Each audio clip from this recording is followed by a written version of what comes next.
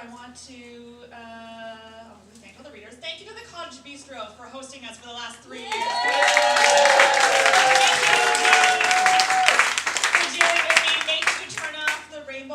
Because for the longest time I was like, am I going crazy? It would go like blue and then green and then red, and I was like, wow! So every time I come in here, I've got him about changing it so I don't throw up on stage. Thank you to my door girl Donna tonight. I cannot do this myself, but thank you very much. Most importantly, thank you to everyone who has ever been to a Sewa before, and all of you newbies. I hope you come back. Round of applause. I really, really appreciate it.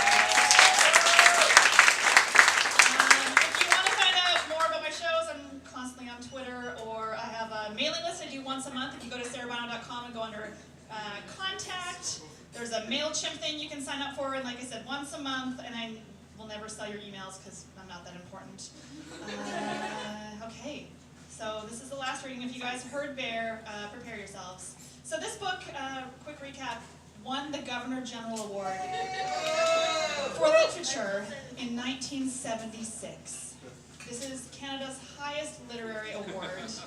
I think, like last time I checked, it's like $20,000 or $40,000. It's a lot of money. And I called the Canada Council when I was researching this book and actually asked that, like, can I find out who sat on the jury that year that chose this book as the best example of Canadian literature? Like the Governor General, like representative of the Queen of England. People that sat on that jury are Mordecai Richler, yeah, Margaret Lawrence, Stone Angel, and probably internationally known as the best short story writer of all time, Alice Munro, all chose this book as the best example of Canadian literature, which really does encapsulate all the themes of Canadian literature, I will say. It's like man versus nature, man versus self, man versus animal. It's about a woman who goes to Northern Ontario. She's supposed to sort of like recatalog this house that's full of stuff. She's a librarian.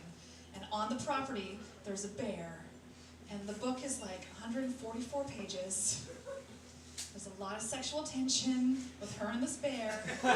Page 73. This is their first sexual encounter. We're going to end the night with that. Yeah. It's always sex at Sewa. There, she said, rubbing her foot in his fur, suddenly lonely.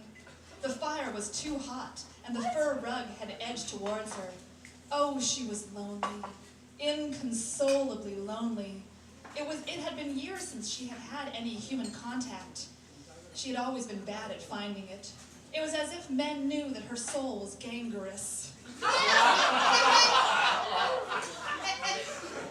And there's like a side tangent back into her past, and this guy that used to fuck her, who was her boss, whatever. Oh, Bear, she said, rubbing his neck. She got up and took off her clothes because she was hot. As you do, right? She lay down on the far side of the bear, away from the fire, and a little away from him, and began in desolation to make love to herself. The bear roused himself, shifted and turned. He put out his moly tongue. If you think that's bad, you may want to plug your ears. It was fat and, as the cyclopedia says, vertically ridged. Putting us in the mood here. Okay. He began to lick her. A fat, freckled, pink and black tongue. It licked. It rasped to a degree. It probed. This is my favorite sentence. It felt very warm and good and strange. Highest example of Canadian literary. He licked, he probed. She might have been a flea he was searching for. He licked her nipples stiff and scoured her navel. With little nickerings, she moved him south. So I had to look up that word, because I wasn't really too sure. Nickerings are like the sound of a horse. So...